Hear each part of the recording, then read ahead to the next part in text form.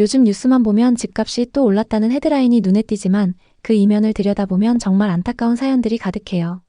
겉으로는 화려하게 포장된 부동산 시장이지만 속을 보면 그렇지 않습니다. 특히 2025년 들어 규제가 강화되면서 아파트나 상업용 부동산을 보유한 투자자들이 한계에 몰리고 있어요. 매물이 쌓여도 매수자가 없고 이자 부담만 눈덩이처럼 불어나면서 이제라도 팔아야 하는데 라는 절박한 목소리가 곳곳에서 들려옵니다. 2020년부터 2022년까지 그 뜨거웠던 부동산 상승장 기억하실 겁니다. 시장이 불타오르듯 뜨거웠어요. 매일같이 가격이 치솟고 지금 안 사면 평생 후회할 거야 라는 말이 사방에서 울려 퍼졌죠. 많은 사람들이 대출을 끌어다 무리하게 투자에 뛰어들었지만 2025년 9월인 지금 그 선택의 대가가 고스란히 돌아오고 있어요. 서울 아파트 거래량은 작년보다 50% 이상 줄었고 특히 강남권 고가 아파트는 70% 가까이 급감했어요. 6월 27일부터 시행된 6억 대출 상한제가 시장을 꽁꽁 얼어붙게 했죠. 주택담보대출을 6억으로 제한하고 다주택자에겐 더 엄격한 기준을 적용하면서 매수자들이 사라졌어요. 게다가 고금리로 연 4에서 5%의 이자가 매달 빠져나가니 소득이 탄탄하지 않은 투자자들은 버티기 힘들어요. 꼬마 빌딩 투자자들 사이에선 공실률이 평균 30%를 넘으면서 현금 흐름이 끊긴 사례가 속출하고 있죠. 이런 시장의 어려운 상황을 더 자세히 느끼려면 실제 사람들의 이야기를 들어보는 게 최고예요. 먼저 김준희 씨의 이야기를 시작해볼까요? 김준희 씨는 40대 중반의 IT 엔지니어예요. 2022년 초 부동산 시장이 정점에 달했을 때 서울의 아파트에 투자했어요.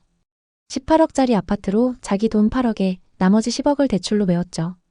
당시 금리가 2%대 초반이라 월 이자는 200만 원 정도로 계산됐고 집값이 더 오르면 대박이라는 꿈에 부풀었어요. 실제로 구매 직후 가격이 2억이나 오르면서 주변에서 부러운 눈길을 받았죠. 하지만 어느 순간부터 금리가 서서히 오르더니 2025년엔 4.5%까지 치솟았어요. 이제 월 이자는 370만 원으로 불어났고 고정 지출이 거의 2배 가까이 늘어났죠. 게다가 대출 규제로 해당 금액대의 아파트 매수자들이 사라지면서 팔아보려 해도 문의가 거의 없어요. 처음엔 매일 가격 앱을 확인하며 행복했는데 지금은 이자 통장 잔고만 보는 게 일상이에요. 가족 여행이랑 취미생활은 꿈도 못 꾸고 아이 학원비까지 줄였어요. 스트레스로 탈모까지 왔어요. 라고 털어놓으시더라고요. 상승장에서 과도한 대출을 끌어쓴 투자자들은 지금 가장 큰 타격을 받고 있어요. 2022년 투자자 중 40%가 이자 부담 때문에 매각을 고민하고 있다고 합니다. 반드시 오를 거야 라는 믿음으로 대출을 받았지만 시장이 바뀌면서 현금 흐름이 막힌 거예요. 이런 분들일수록 가족 관계가 안 좋습니다. 부동산 때문에 부부싸움이 잦아지고 심지어 이혼 위기까지 간다는 이야기가 흔해요. 게다가 상승장 때의 과열로 인해 무리한 투자로 파산하는 경우도 늘었어요. 2025년 기준 2021년 대비 부동산으로 파산하는 사람들이 5배나 뛰었죠. 김준희 씨의 이야기는 지금 시장의 단면을 보여주고 있어요. 거래가 얼어붙으면서 가격은 소수의 거래로만 간신히 버티고 있어요. 대부분 하락세를 겪고 있죠. 대출 규제 이후 한 달 만에 서울 거래량이 64% 줄었고 신고가를 찍는 건 현금 부자들이 산 극소수 물건들 뿐이에요. 나머지는 매물이 쌓여만 가죠. 특히 20, 30대 젊은 세대의 수요가 뚝 떨어졌어요. DSR 강화로 대출 한도가 줄어들면서 살 수 있는 사람이 줄어들고 있죠. 전세 대출 보증 비율도 낮아지면서 임대 시장마저 불안정해졌어요. 집주인과 임차인 모두 힘든 상황에 처한 상황입니다. 상업용 부동산 상황은 더 심각합니다. 박미경 씨는 50대 초반 자영업자예요. 2021년 부동산 상승장이 한창일 때 안정적인 월세로 노후를 준비하자는 마음으로 강북구의 소형 꼬마 빌딩에 투자했어요.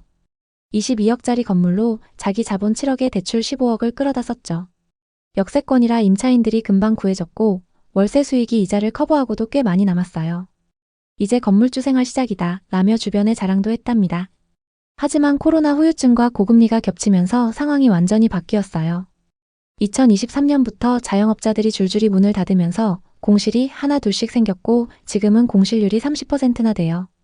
월세 수익은 그 이상 줄었는데 이자는 그대로죠. 매달 적자가 쌓이니 미경 씨는 운영하던 가게까지 접을 뻔했어요. 상승장 때는 빌딩 사는 게 최고의 선택인 줄 알았는데 이제는 짐덩이에요. 임대료를 깎아도 임차인이 안 구해지고 팔아보려 해도 공실 때문에 다들 피하네요 라고 한숨 쉬시더라고요. 이건 미경 씨만의 이야기가 아니에요. 꼬마 빌딩 투자 실패의 60%가 공실 관리 부족과 과도한 대출 때문이라고 해요. 상승장에서 빌딩 값이 오를 거야 라는 기대에 현금 흐름 계산을 소홀히 한 탓이 크죠. 상업용 부동산은 아파트와 달리 임차인 유치가 어렵고 경제 불안이 직격탄이 되죠. 자영업자 폐업률이 연 100만 명을 넘으면서 임차인 풀이 줄어들었고 공실률이 30~40%까지 치솟는 곳도 많아요. 또 다른 꼬마 빌딩 투자 사례로 양재역 근처 상가 건물을 산 40대 의사분은 26억 중 19억을 대출받아서 매수했습니다. 광고회사에서 건물 전체를 임차하면서 안정적으로 월세를 받고 있었지만 2024년에 계약 만료 후 전체가 공실로 남아 있습니다. 월세 수익이 아예 없는데 이자는 그대로예요. 손해를 보고라도 팔까 했지만 매수자가 없어 포기 상태예요 라고 하소연했죠. 이런 사례들은 상승장의 과열이 낳은 후유증이에요. 소형 빌라나 꼬마 빌딩처럼 진입장벽이 낮은 물건이 특히 위험해요. 임차인 의존도가 높아서 경제가 흔들리면 바로 무너지죠. 게다가 고금리로 이자 부담이 배가 되고 대출 규제가 매수 문턱을 높이면서 거래가 뚝 끊겼어요. 이번엔 30대 부부의 이야기를 들어볼게요. 2022년 상승장 때 동탄 신도시에 12억짜리 아파트를 샀어요. 대출 7억을 끌어다 썼고 GTX와 삼성 효과를 믿었죠. 구매 직후 가격이 쭉쭉 오르면서 기쁨을 즐겼지만 곧 상황이 급변했습니다. 하락장에서 동탄 신도시의 아파트 가격은 무섭게 떨어졌죠. 젊은 세대의 수요가 높은 만큼 곧 회복하는 기미가 보였지만 2025년 대출 규제로 거래가 멈추니 집값은 하락세를 면치 못하고 있어요. 소비를 줄이면서 버티고 있지만 아이를 낳으려던 계획까지 미뤘어요. 부동산 때문에 부부싸움이 잦아졌어요 라고 털어놓으시더라고요. 왜 이렇게 많은 투자자들이 무너지고 있을까요? 근본 원인은 상승장의 과열과 그 뒤를 따른 정책 변화예요. 2021년, 2022년 부동산 가격이 치솟을 때를 돌아보면 그땐 지금보다 대출이 훨씬 쉬웠어요. 자기 돈 조금으로 비싼 부동산을 매수할 수 있었죠. 하지만 최근 대출 한도가 급격히 줄었고 6억 상한제가 매수 문턱을 높였어요. 뿐만 아니라 전세 대출 한도까지 낮추면서 돈 없는 임차인들은 전세를 구할 수도 없는 상황이 됐습니다. 또 PF 위기까지 겹치면서 상업용 부동산이 특히 취약해졌죠. 예를 들어 15억 대출에 금리 3%면 연 이자가 4,500만 원이에요. 근데 금리가 5%로 오르면 7,500만 원이 되니 소득이 높아도 버티기 힘들죠. 게다가 세금 인상 논의까지 불거지면서 매수 수요가 더욱 줄어들고 있어요. 시장에 매물이 풀리지 않는 이유도 있어요. 많은 집주인들이 그래도 집값은 더 오를 거야 라는 기대에 매물을 내놓지 않거나 시세보다 비싸게 내놓고 있죠. 하지만 정작 매수자는 대출 규제와 고금리 때문에 선뜻 나서지 않습니다. 서울 수도권 핵심 지역은 공급 부족으로 입주 물량이 많이 줄었지만 수요 위축이 더 큰 상황입니다. 2025년 하반기 전국 아파트 입주 물량이 작년보다 25% 감소할 거라는 전망도 있어요. 상업용 부동산은 공실률이 40%대를 넘나들며 장기 불황에 빠져 있어요. 자영업자 폐업률이 연 100만 명을 넘으면서 공실이 급격히 늘어나고 있죠. 이런 환경에서 투자자들은 2중, 3중의 압박을 받고 있어요. 이상호 씨는 40대 중반의 회사원으로 2022년 상승장의 여파를 타고 서울 서대문구에 18억짜리 호남형 빌딩을 샀어요. 대출 12억을 끼고 금리가 곧 내릴 거야 라는 기대로 투자했죠.